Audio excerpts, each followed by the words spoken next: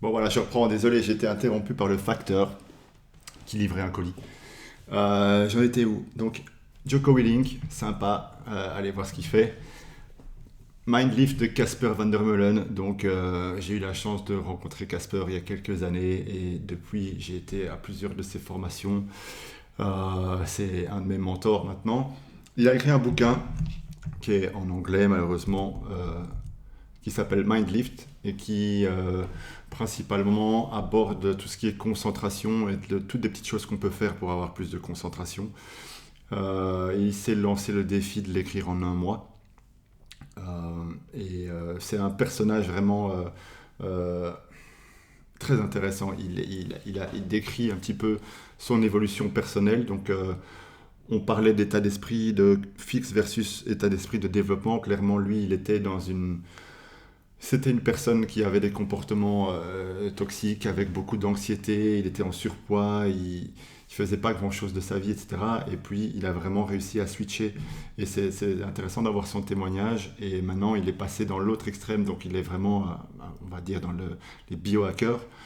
Et il est dans l'optimisation et il apprend aux autres justement à, à se développer. Et il s'est spécialisé dans la respiration.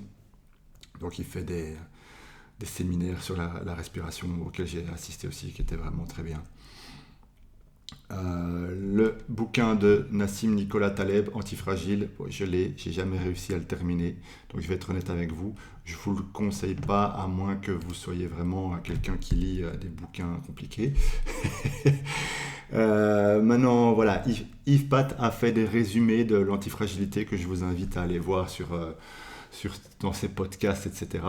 Vous pouvez trouver des résumés du concept un peu partout, mais en gros, c'est les mêmes principes que l'hormèse, c'est le fait qu'on est renforcé par le stress, etc., quand il est à bonne dose. Donc, voilà, je ne vous conseille pas le bouquin finalement, j'y vais pas, je vais l'effacer de cette liste.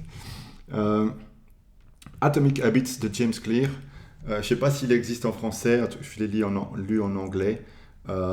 Super, parce que ça nous ouvre beaucoup les yeux sur l'importance des habitudes et aussi les habitudes négatives. Donc on sait que c'est bien de mettre des habitudes positives, mais il nous invite d'abord à chasser, à reconnaître et puis à éliminer petit à petit nos mauvaises habitudes. Et je suis le premier à en avoir plein, donc ça m'a ouvert les yeux sur pas mal de choses.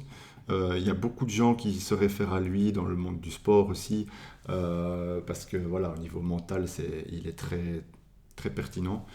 Un petit exemple, moi je sais que j'ai comme habitude d'aller sur les réseaux sociaux ou les vidéos YouTube ou ce genre de trucs très souvent. Et finalement, je me documente, j'ai des informations, etc.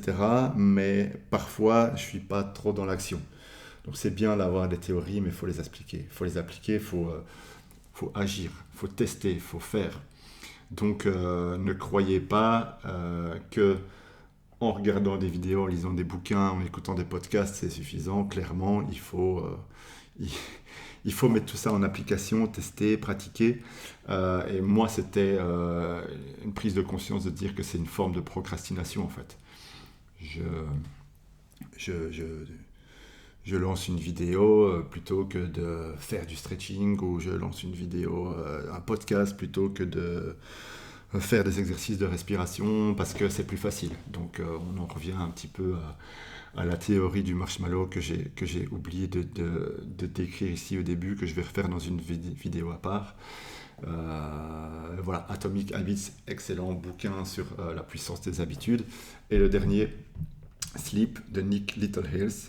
Un tout petit bouquin, mais très pertinent sur l'importance du sommeil et principalement axé pour les sportifs.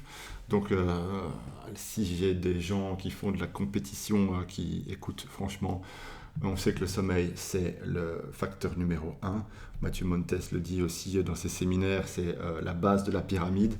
Donc, commencer par optimiser le sommeil pour performer, ben, c'est la première chose à faire. Donc, lire un petit bouquin, le bouquin, il est lu en une après-midi et il nous permet de prendre des bonnes habitudes pour optimiser le sommeil.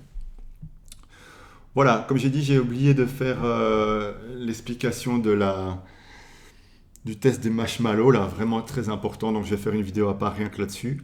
Et sinon, ben, je vous remercie de m'avoir suivi jusqu'ici. Si vous avez tenu jusqu'ici, n'hésitez pas à partager les vidéos avec des gens. Clairement, ça se veut orienté vers Monsieur Tout le Monde. Si des gens qui ont déjà beaucoup de discipline, etc., ont regardé ça, peut-être qu'ils se disent, ouais, mais en fait, je fais déjà 80% ou 90% de ce qu'ils proposent, ben, tant mieux pour vous.